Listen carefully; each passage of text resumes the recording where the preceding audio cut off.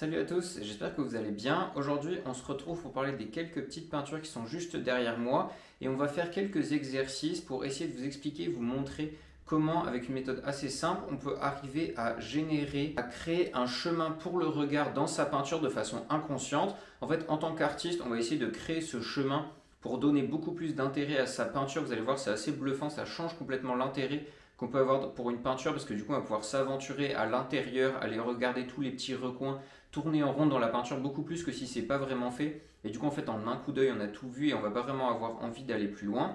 Et ici du coup avec un chemin inconscient du regard qu'on va apprendre à faire ensemble, vous allez pouvoir donner beaucoup plus d'intérêt à votre peinture et permettre à l'observateur de s'aventurer dans votre peinture exactement comme vous en avez envie. C'est un exercice qui est pas facile à faire parce qu'il faut vraiment prendre du recul par rapport à sa peinture, par rapport à sa composition et à tous les éléments qu'on va voir après pour en fait essayer de créer ce chemin-là volontairement dans votre peinture et après essayer de voir si ça fonctionne ou pas sur vous et puis sur d'autres personnes. Alors bien sûr pour faire ça il existe plein de méthodes, on peut utiliser les détails, les couleurs, les contrastes, enfin il y a plein de choses à faire. Moi ici je vais vous expliquer une méthode pour la composition, c'est-à-dire qu'on va utiliser la forme géométrique des objets pour essayer de créer ce chemin dans la peinture, mais bien sûr il y a plein d'autres méthodes que vous pouvez explorer plus tard. Si cette vidéo vous plaît, n'hésitez pas à vous abonner et à la liker. Et puis on passe tout de suite du coup aux 3 étapes pour créer un chemin pour le regard dans votre peinture. Donc la première étape qui paraît un petit peu simple mais qui est assez importante à avoir en tête, c'est qu'il va falloir répertorier tous les éléments que vous voulez mettre dans votre peinture. Vous allez faire du coup ici une peinture, vous allez composer votre peinture comme vous avez envie, que ce soit à partir d'une photo, d'imagination complètement ou un petit mix des deux, comme moi je vais faire ici. Et du coup en fait il faut faire un petit peu la liste de tout ce que vous allez avoir envie de mettre dans votre peinture, que ce soit des personnages, que ce soit des arbres, une montagne, un bateau, la mer. Voilà, ça va vous permettre d'avoir tous les différents éléments et pouvoir travailler avec par la suite. Moi ici j'avais envie de coller un petit peu au contexte de l'hiver qui arrive, du coup j'ai récupéré des vidéos de quand j'étais en montagne l'été dernier, je vous ai fait quelques vidéos là-dessus dans le massif de la Vanoise, et puis un jour je me suis retrouvé complètement dans le brouillard et ça donne des lumières sur les montagnes, des contrastes qui sont hyper particuliers, du coup un brouillard vraiment très épais, j'étais au milieu des nuages, et du coup vous voyez les arbres qui disparaissent au fur et à mesure, vous voyez vraiment les nuages qui passent à l'intérieur au milieu de vous, du coup c'est assez impressionnant. Et je trouverais ça très cool parce que du coup ça exacerbe un petit peu toute la perspective atmosphérique qui fait vraiment sur 20-30 mètres. On va voir les arbres disparaître, devenir complètement blancs juste devant soi. Pareil sur les maisons, sur les flancs de montagne et tout ça. Du coup je trouve ça vraiment sympa à faire. Ça donne un petit côté un peu mélancolique, triste aux peintures. Et du coup voilà, j'ai envie de fonder ma peinture d'aujourd'hui sur ce thème-là. Donc pour m'entraîner sur la peinture, je vais juste faire des petites vignettes en aquarelle qui sont juste derrière là. Enfin donc je n'ai pas fait d'aquarelle donc je suis pas très bon là-dedans, mais c'est juste histoire de mettre un peu de couleur et que ce soit pas juste du dessin. Je pense que c'est plus sympa pour vous. Mais vous, si vous voulez faire juste en dessin, en fait ça revient au même parce qu'ici on va juste utiliser la composition, c'est-à-dire la forme géométrique des choses. On va pas du tout jouer sur les couleurs ou les contrats. Donc moi j'ai fait vite fait des trucs colorés pour que ce soit joli à regarder, mais ça n'a pas d'intérêt pour l'exercice. Donc comme vous voyez avec la peinture, j'ai répertorié les différents éléments, donc j'ai placé les arbres, il y a un petit coteau devant avec des maisons et puis après un coteau plus lointain donc qui disparaît quasiment dans le brouillard. Et du coup avec ces différents éléments là pour l'instant j'ai juste posé sur la feuille, j'ai pas du tout fait de composition, j'ai mis les arbres tout droit, les maisons comme ils étaient en recomposant différentes photos que j'ai prises. Voilà, en mettant tous les éléments sur ma vignette pour que vous voyez tout ce que j'ai envie de faire. Et après, du coup, je vais jouer avec ces différentes choses pour créer ma composition et le chemin du regard. Donc une fois que j'ai fait cette première vignette, je vais pouvoir marquer avec des lignes géométriques les différents axes de ma peinture. Ça, c'est la deuxième étape. Trouver les lignes directrices de votre peinture. Forcément, ici, elles sont assez distinctes. En fait, avec les arbres, on va avoir des lignes qui sont toutes droites avec le coteau du premier plan.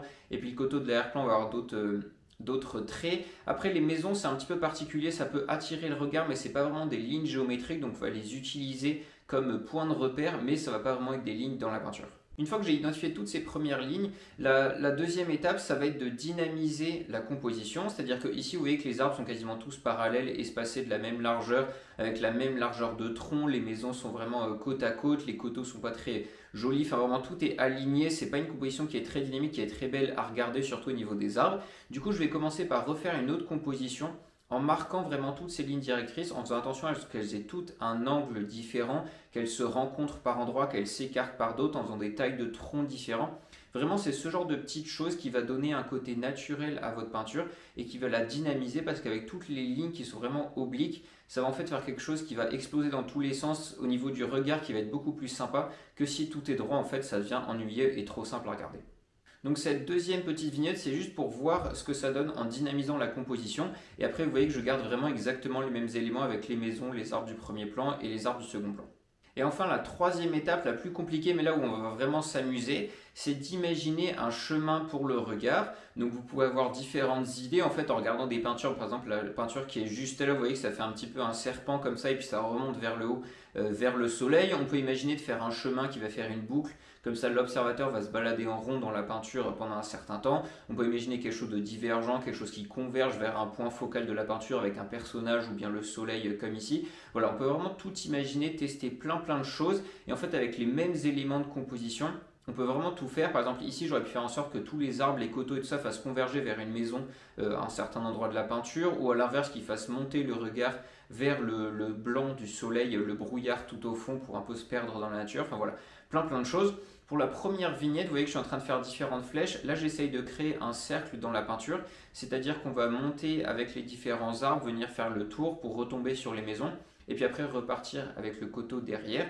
Et du coup, une fois que j'ai commencé par faire les flèches, ensuite je dessine rapidement les lignes géométriques, et puis je passe à la peinture pour voir ce que ça donne un peu plus avec la composition. Sur cette première vignette, vous voyez que je ne suis pas très satisfait du résultat. En fait, je trouve qu'on ne voit pas vraiment le chemin du regard. Même si les arbres du premier plan qui font un peu un cercle sont sympas, je trouve qu'il est un peu trop évident. C'est-à-dire qu'on a l'impression qu'on a fait une fenêtre au milieu de la forêt, ça ne fait pas très réaliste. Donc je vais plutôt tenter une autre composition où en fait je vais changer un petit peu les éléments que j'avais au départ en mettant un peu plus de coteaux lointains au fur et à mesure, en atténuant le brouillard en fait pour qu'on puisse voir un peu plus loin, ce qui n'était pas vraiment le cas dans la réalité.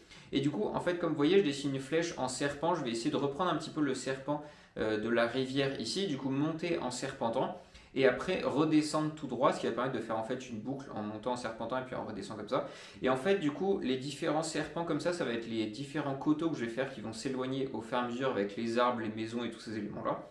Et après, la ligne toute droite, ça va être en fait un arbre sur le côté qui va venir rabaisser le regard avec quelque chose de très foncé, très contrasté par rapport au fond. Donc une fois que j'ai imaginé mon chemin avec les différents éléments que j'avais, je vais commencer à le peindre sur la peinture. Vu que j'ai essayé de placer les maisons aux différents angles, aux différents virages de mon serpent, ce qui va permettre d'attirer bien le regard et puis comme ça de passer de l'un à l'autre en serpentant dans la peinture pour bien avoir le chemin que je veux. Une fois que j'ai fait cette dernière vignette, je trouve que le chemin est plutôt pas mal et puis la composition rendra bien, surtout avec les différentes étapes de coteaux sur la perspective atmosphérique, ça devrait être sympa à peindre et puis à regarder avec le petit chemin que j'ai fait. Voilà, dites-moi ce que vous en pensez sur le chemin, mais vous voyez que vraiment on peut tenter plein de choses avec certains éléments qu'on réduit. Ici c'était une maison, quelques arbres et puis de la montagne. On peut tenter plein de compositions, donc vraiment essayez pas de trouver des choses très particulières. En fait, vous pouvez vous entraîner avec pas grand chose, avec un arbre, une maison et puis une montagne. Et puis ensuite, vous pouvez tenter plein de compositions, essayer de centrer le regard sur l'arbre, sur la maison, sur la montagne, tenter des choses qui montent, qui descendent, qui vont vers les côtés. Voilà, vous pouvez vraiment tout essayer, plein de compositions différentes suivant le chemin que vous voulez mettre dans votre peinture. Donc voilà la vidéo dont je vous avais déjà parlé, que j'avais envie de faire pour vous apprendre un petit peu à manipuler l'observateur, enfin manipuler c'est un grand mot, pour l'inviter à regarder votre peinture là où vous voulez, à créer un chemin dans votre peinture pour son regard. Je pense que c'est assez intéressant et puis si vous allez tester dans différentes peintures, ça change vraiment l'intérêt qu'on a pour une peinture, entre quelque chose qui est vraiment tout plat où on a un cul d'œil, on a tout vu, par rapport à une peinture où on va s'aventurer dedans, on a un chemin, on a plein de choses à regarder, ça change vraiment la peinture et ça donne quelque chose de vraiment sympa.